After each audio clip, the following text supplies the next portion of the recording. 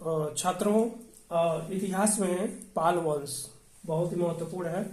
पाल वंश का शासन 750 से 850 ईस्वी था नॉर्थ इंडिया में, उत्तर भारत में, विशेषकर बंगाल, असम, बिहार, पूर्वी उत्तर प्रदेश, उड़ीसा, इसका जो भू राजनीतिक क्षेत्र था।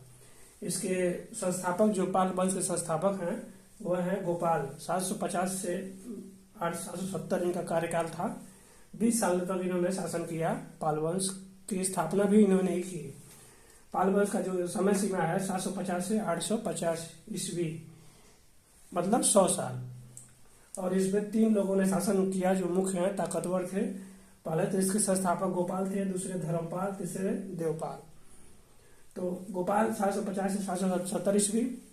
उसके बाद सबसे प्रसिद्ध शासक थे पाल वंश के, वो थे धर्मपाल, 770 से 810 ईस्वी। धर्मपाल ने नालंदा यूनिवर्सिटी की स्थापना की थी, और जो बहुत प्रसिद्ध था, और वहाँ पे तिब्बत के बहुत भिक्षु पढ़ने आते थे। और विक्रमशिला यूनिवर्सिटी का, जो इस समय गंगा नदी के चारों ओर दीवालों से घिरा था, गंगा नदी पर स्थित था विक्रमशिला यूनिवर्सिटी, और चारों ओर दीवार से घिरा था। बहुत ही खूबसूरत यूनिवर्सिटी था। तो धर्मपाल ने 2 यूनिवर्सिटी की स्थापना की थी, नालंदा और किसकी, विक्रमशिला। उसके बाद देवपाल आते हैं 810 से 850 ईस्वी। इनका कार्यकाल 40 वर्षों तक देवपाल ने शासन किया।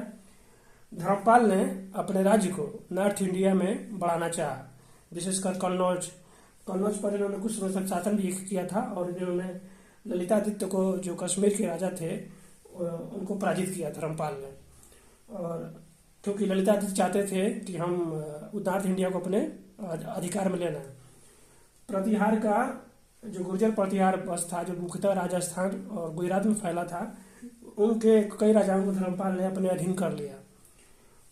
अप्रत्यक्ष रूप से वो इनकी अधीनता स्वीकार इन्होंने कर ली गुर्जर प्रतिहार वंश ने। और बहुत समय तक कन्नौज पे को इन्होंने अपना शासन केंद्र बनाया था धर्मपाल ने।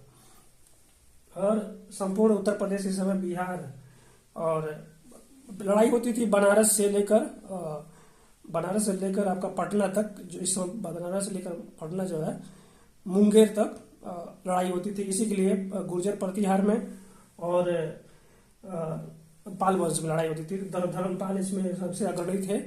इन्होंने गुर्जर प्रतिहार के राजा को हराया, और बहुत समय तक उत्तर प्रदेश और बिहार पे को इन्होंने अपने अधीन कर लिया। धर्मपाल मुख्यतः बंगाल का जो गढ़, इनका गढ़ था, पाल वंश का गढ़ था। और इन्होंने उड़ीसा पे शासन किया, कब्जे अपने अधीन किया। उत्तर प्रदेश को, बिहार को अपने अधीन कर लिया।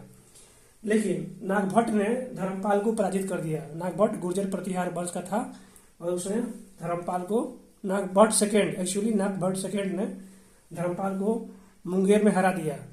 और इसलिए फिर से कन्नौज पे, नॉर्थ इंडिया पे, पूर्वी उत्तर प्रदेश को छोड़कर, लखनऊ से लेकर बस्ती से लेकर पूर्वी उत्तर प्रदेश, मतलब बस्ती, गोरखपुर, बनारस, प्रयागराज, ये, और बिहार और बंगाल उनके अधीन थे पाल वंशों के। जबकि कन्नौज को ये नागभट्ट ने अपने कब्जे में कर लिया, उसने धर्मपाल को हरा दिया। उसके बाद धर्मपाल हारने के बाद 810 के बाद देवपाल राजगद्दी बैठे। तो जब नागभट्ट, गुर्जर प्रतिहार बहुत मजबूत हो चुके थे नागभट्ट के शासनकाल में, नागभट्ट सेकेंड के शासनकाल में, तो देवपाल ने अपना दिशा चेंज कर दिया, और इसने पूर्व की ओर दिशा मोड़ा, ईस्ट डायरेक्शन में, असम की तरफ। असम को उस समय प्रज्ञा ज्योतिषपुर कहा जाता था असम को उस समय। तो देवपाल ने असम को अपने कब्जे में ले लिया, और उड़ीसा को भी अपने कब्जे में ले लिया।